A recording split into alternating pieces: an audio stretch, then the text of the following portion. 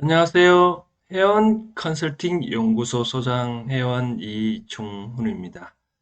오늘은 회원의 생활 법률 차원에서 부동산 매매 시 또는 우리가 건축을 신축할 때 설계 또는 시공 계약서에 인지세 납부를 해야 되는지 그에 대해서 만약 해야 된다면 누가 납부를 해야 되고 또 누가 승인을 해야 될지 또 문서가 여러 통수 작성해서 각각 보관할 경우 누가 납부한 것에 대해서 설명해 드리고자 하는데요. 이것은 제가 그 인지세 관련해 가지고 지난번에 두 개의 영상 올린 바가 있는데요. 첫 번째는 인지세 전반적인 내용 시사에 관련된 중심을 올렸고 또 전반적인 내용 했는데 이 중에 가산세는 규정이 없다고 제가 해놨잖아요, 그렇죠?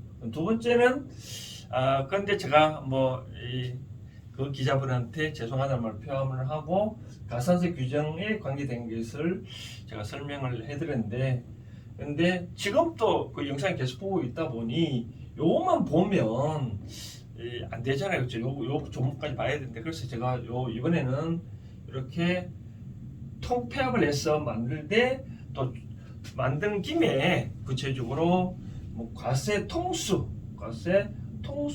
어떻게 할 것인가, 그다음 소위는 과연 누가 할 것인가에 대해서 자세히 한번 살펴봐야 했습니다. 이렇게 하게 된 배경이 우리가 머피 법칙이라는 게 있잖아요. 머피 법칙.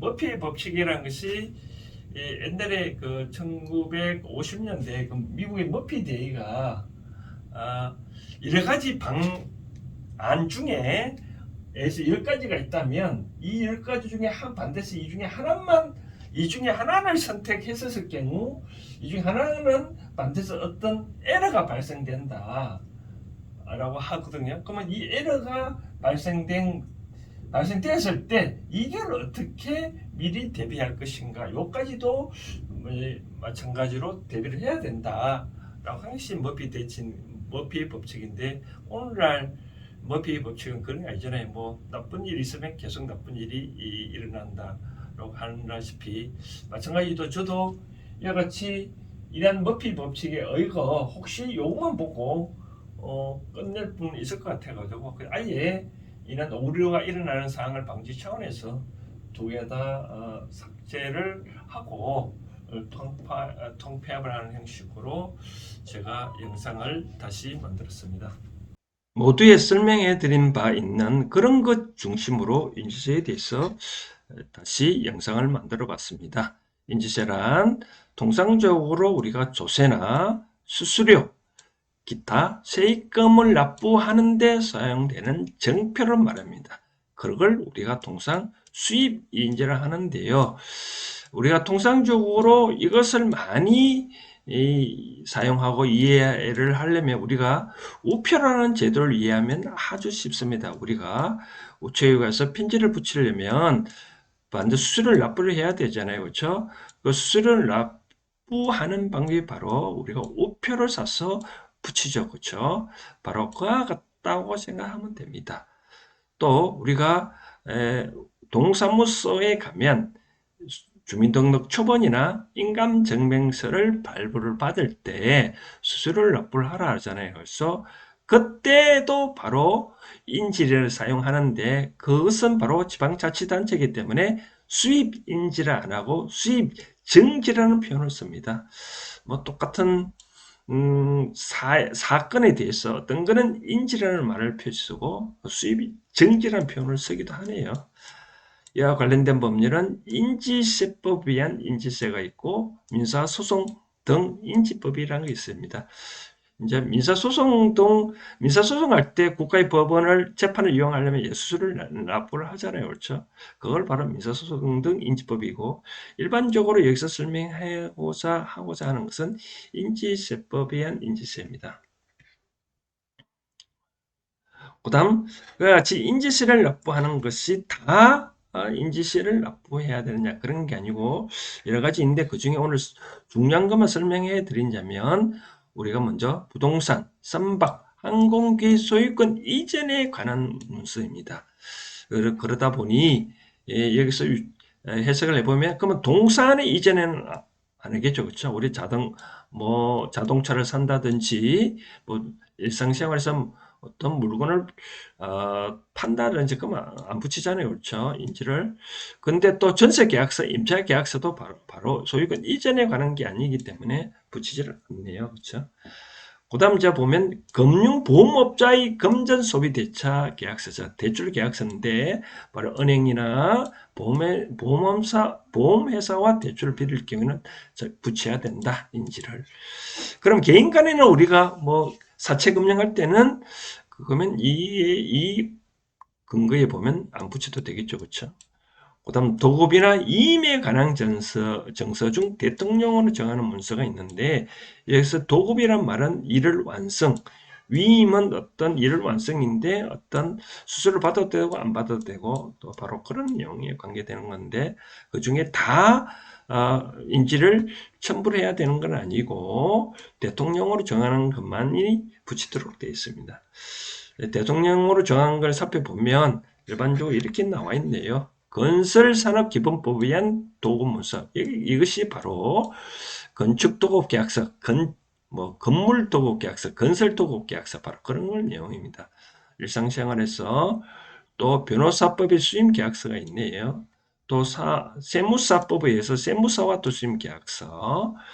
또 여기도 있네. 법무사법에 의해서 법무사가 작성한 수임계약서도 있네요. 또 여기서 보면 우리가 건축할 때 보면 설계를 의뢰하잖아요. 그렇죠? 그러면 건축사가 작성하는 수임계약서도 여기도 있네요. 그러면 금액은 얼마나 붙여야 되느냐라고 봤었을 때 1,000만 원에서 3천만 원까지는 2만 원입니다. 그래서 우리가 통상 제가 설계를 해보면 한 1,500만 원 정도 납부를 하게 되는데 참 기재금액인데 여기서 이제 금액은 뭐냐 말은 이제 과세표준입니다. 이제 과세표준의 인지를 얼마나 붙여야 될 건가. 이때 과세표준을 말하는데 통상적으로 과세표준은 바로 기재금액입니다. 바로 문서의 금액을 얼마나 기재할 건가. 그래서 도급계약서 같은 경우에는 이제 건축금액을 설계금액을 얼마를 받을 것인가. 바로 그걸 기재금액이 되겠죠. 그렇죠? 매매계약서는 바로 매매금액을 기재하니까 그 금액을 기준으로 인지를 붙여라 라고 되어 있네요. 그러니까 우리가 설계 계약 맺을 때 설계 금액을 1,500만 원 준다. 그럼 2만 원 붙이도록 되어 있네요. 그렇죠? 근데 또 3천만 원 초과는 5천만 원까지는 4만 원이고 5천만 원 초과는 1억 원 이하는 7만 원입니다. 우리가 1억 초과는 10억 원 이하는 15만 원인데요. 통상적으로 우리가 뭐 부동산을 산다, 뭐 주택을 산다 할 때 10억 원 이하는 15만 원이라 생각하면 되고 10억 초과는 바로 35만 원입니다.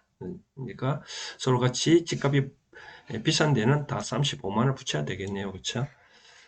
그다음 비과세라는 것이 있는데 모든 문서가 다 세금 내는 게 아니라 주택 소유권 이전에 관한 문서 중에서 1억 원 이하는 비과세입니다. 그래서 주택도 뭐 시골 주택은 1억 원 이하는 안 붙여도 되겠죠. 그렇죠?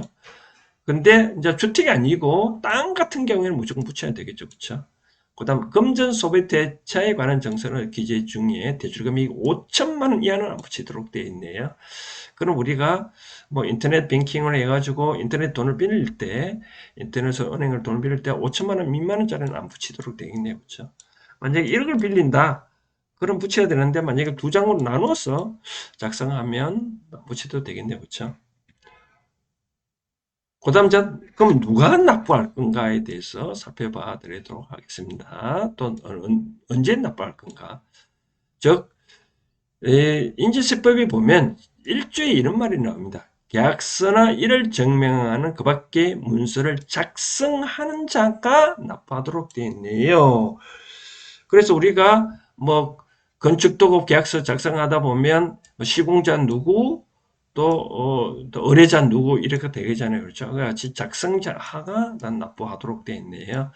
근데 매매 계약서를 보면 우리가 매도자가 있고 또 매수자가 있잖아요. 그래서 문서 작성하는 자를 말하는 통상적으로 이름을 쓰고 나중에 도장을 찍거나 사인을 하잖아요. 그렇죠? 이와 같이 사인을 하는 날인을 하는 것을 바로 문서를 작성한다는 의미니까 바로 그때 바로 붙이도록 되어 있네요. 바로 해당 문서를 작성할 때 바로 붙이도록 되어 있습니다. 놓치지 말아야 되겠죠. 그렇죠? 근데 만약 2인이 지금 공동으로 문서를 작성하는 경우, 이 경우는 연대하여 납부할 의무가 있다라고 되어 있네요. 그래서 우리가 어떤 문서에 뭐 부동산을 공동으로 매입할 수도 있잖아요. 그래서 뭐 남편과 아내가 있을 경우 또 같이 누구든지 한 사람만 납부를 하면 또 인지를 첨부를 하면 상관없네요. 근데 우리가 이 부동산을 나중에 매매할 때는 각자가 또 붙이면 되겠네요. 그렇죠? 각자 붙여가지고 각자 만약에 15만 원이라면 각자 7만 5천 원씩 나눠서 납부하면 나중에 매매할 때 비용 공제 받을 수 있네요. 각자. 근데 한 사람만 납부했다면 이름이 그 사람만 납부 들어가니까 그 사람한테만 공제 받아야 되는 그런 경우가 있을 것 같습니다. 근데 이제 중요한 거는 이제 문서를 여러 장 작성할 경우가 있는데요. 예를 들어서 우리가 매매 계약서를 작성하다 보면 매도자 보가용, 매수자 보가용, 또는 뭐 공인중개사가 보관하는 용, 이렇게 통상 세 통을 작성을 하잖아요. 그럼 어떻게 될 경우? 바로 인지세법 3조에 보면 통장의 경우 한 건마다 통장 외의 과세 문서경우는 한 통마다 각각 인지세를 납부하도록 되어 있습니다. 같이 그렇다면 이 규정을 그대로 해석하다 보면 우리가 설계나 이제 시공자의 계약서 맺을 때 각각 날인이 들어간다. 또 매매 계약서는 또 우리가 또 이 건설 같은 경우에 시공자도 갖고 있고 나도 갖고 있고 또 매매 계약서도 매도자도 갖고 있고 매수자도 갖고 있고 또 공인중개사가 갖고 있다. 그러면 여기 보면 한 통마다 마다라고 붙여 있으 규정이 되어 있다 보니까 각각 납부를 해야 되겠죠. 그렇죠? 그래 같이 설계나 도급할 때는 문제가 안 되는데 그럼 우리가 부동산을 우리 매매하고 등기할 때는 이제 여러 가지 문제가 될 수 있잖아요. 같이 법에는 어떻게 나오냐면 등기 등록을 신청할 때 제출하는 계약서에 붙이도록 되어 있네요. 그럼 이 규정을 그대로 해석하다 보면 설계 같은 경우에는 각자 붙이도록 되어 있지만 이제 매매 계약서 같은 경우에는 통상적으로 등기소에 제출을 하는 것은 바로 누가 제출하는 거죠?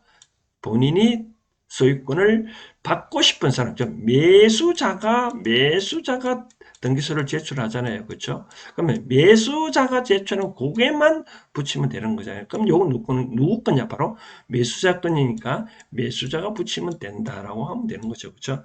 그럼 이와 같이 우리가 요즘 문제가 된 게 바로 분양계약서인데 분양계약서 사례를 들어보면 통상적으로 이제 어떻게 이제 되냐면 이제 이런 경우죠. 우리가 이제 어떤 시공자, 즉 건설업자가 있고 시공자가 있고 최초에 이제 아파트 분양받은 사람이 분양받은 자가 있고 그다음 이와 같이 분양받은 자는 다시 그대로 등기하면 상관없는데 다시 전매를 할 수도 있잖아요. 그런 경우에는 그 문서가 요렇게 이제 각자 우리가 계약서가 있을 수 있잖아요. 그죠? 그럼 요런 것을 이제 등기소에 제출하게 되면 등기관은 어떻게 하냐면 통상적으로 요것만 요구하는 게 아니라 요 앞에 최초의 도급 계약서도 또 제출을 하라고 합니다. 그러면 각각 문서마다 각각 다 제출을 수입 인재가 첨부되어 있는지 검사를 하는 거죠. 그죠? 이 중에 하나도 없으면 각하를 결정합니다. 즉 보증하라고 하는 거죠. 그럼 어떻게 해야 되느냐? 바로 시공자에서 최초로 분양받은 자가 요때 어차피 등기소에 제출해야 되니 요것도 만약에 있을 경우 반드시 또 최초 분양받은 자가 납부를 해야 되고 또 전매한 경우는 전매받은 자가 또 납부를 하게 되는 거죠. 근데 나중에 분양받은 자가 이 등기 시점에 만약에 상대에 지나가 버렸다. 그러면 곤란하잖아요. 그렇죠? 그럼 어떻게 될 건가? 최종적으로 등기한 사람이 본인이 부담하든지 아니면 또 과거에 나한테 파는 사람 연락해서 인지를 달라고 얘기를 해야 되겠죠. 그렇죠? 그다음 이제 중요한 거 그러면 이제 국가와 계약을 체결할 경우 어떻게 될 건가? 참 세법에는 이런 규정까지 나왔습니다. 아까 말한 대로 국가가 어떤 계약을 체결할 경우에 또 계약서 할 경우에 이제 국가도 보관하고 있고 나도 보관하고 있고 그렇게 하도록 되어 있잖아요. 그래서 여기 보면 한 통마다 인지를 납부하도록 되어 있으니 그럼 각자 다 붙여야 되느냐 그런 건 아닙니다. 법에는 어떻게 규정되어 있냐면 이제 국가가 보유하고 있는 것은 개인이 작성한 거로 보고요. 개인이 보관하고 있는 것은 국가가 작성하도록 되어 있습니다. 국가가 작성한 거로 보유되어 있습니다. 그럼 어떻게 될까요? 바로 국가가 보유하고 있는 것은 개인이 작성한 거로 봐야 하기 때문에 요거는 인지가 첨부가 되어 있어야 되고 개인이 보관하고 있는 것은 국가가 작성한 거로 보기 때문에 국가는 일반적으로 비과세잖아요. 그럼 이거는 인지를 첨부가 안 돼 있다. 안 돼 있어야 된다. 그렇다면 어떻게 되겠죠? 그렇죠? 그러면 개인만 인지세를 납부를 해야 된다. 즉 인지를 첨부를 해야 된다라고 보면 되겠네요. 그러면 납부 시기를 이제 아까 제가 설명해 드렸다시피 바로 서명 날인할 때 반드시 인지를 붙이도록 되어 있잖아요. 그래서 되어 있다고 설명해 드릴 때 놓쳤을 경우 어떻게 했냐면 바로 가산세가 있습니다. 바로 어떤 인지세를 납부하지 아니했거나 과소하 납부한 경우에는 가소 납부한 금액의 3배를 물리도록 되어 있네요. 우리가 인지 아까 말한 15만 원 부칙되어 있는데 만약 인지를 안 붙이고 됐다. 그러면 만약에 과세 관청이 알았다. 그러면 인지를 15만 원짜리를 3개를 더 붙이라. 그런 내용을 해요. 그런데 일상생활에서 이제 통상적으로 이 부동산 관련된 경우에 여러 가지 문제가 있기 때문에 세법에는 이런 규정이 있네요. 통상적으로 3개월 이내에 납부하지 않는 경우에는 100%만 붙이게 되고 또 6개월 이내 3개월 초과 6개월 내에는 또 200%로 납부하도록 되어 있네요. 근데 이제 문제는 요런 단서가 잘 있기 때문에 주의해야 되는데 바로 과세표준과 세액을 결정할 것을 미리 알고 납부한 경우에는 제외한다라고 되어 있네요.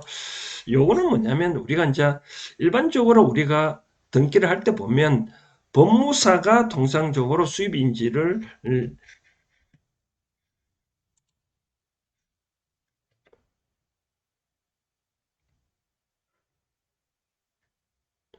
법무사가 통상적으로 이제 수입인지를 첨부하도록 등기를 제출하다 보니까 법무사에 돈을 주고 이제 말아버리잖아요. 그렇죠?